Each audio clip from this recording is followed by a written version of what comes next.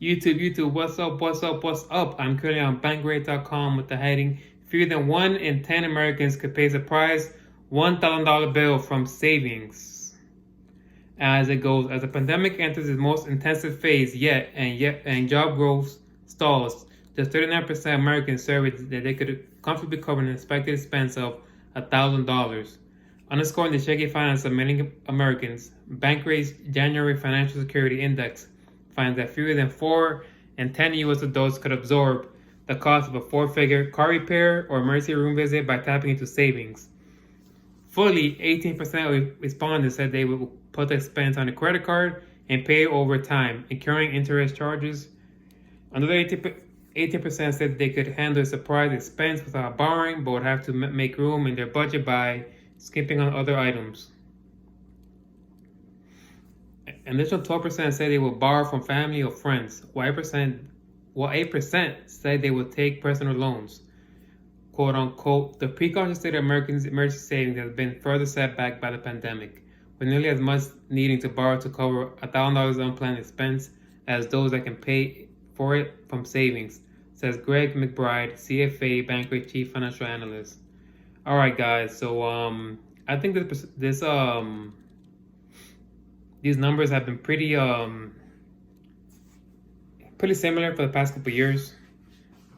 And if you go over a lot of articles online or read a lot of books, financial books, you will see the same stat, so similar around the same numbers.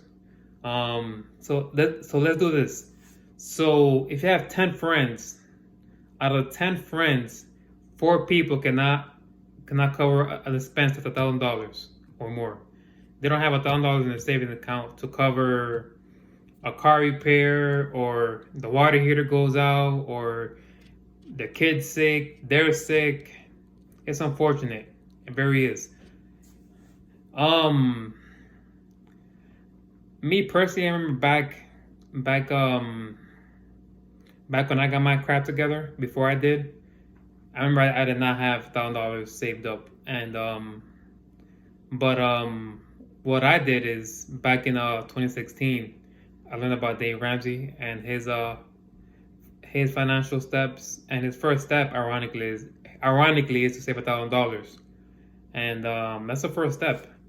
And I know with me personally, once I saved the $1,000 in my savings account, my self-esteem went up. I went up because, like most people back in that time, I never had a lot of money in my savings account. I always had a lot of credit card debt. I was always on the red line at my checking account and my savings account. So once I had that $1,000, it went up my self-esteem. It went up my self-esteem. Excuse me. Now how to get it? Simple. You have to prioritize savings, and you have to prioritize budgeting. If you have a low income, get a better job. If you really have a good job, sell stuff or work extra. Get a part-time job, do overtime. There's various ways to increase your income to do that. But the main thing is increase your income and prioritizing saving and budgeting, and it can be done.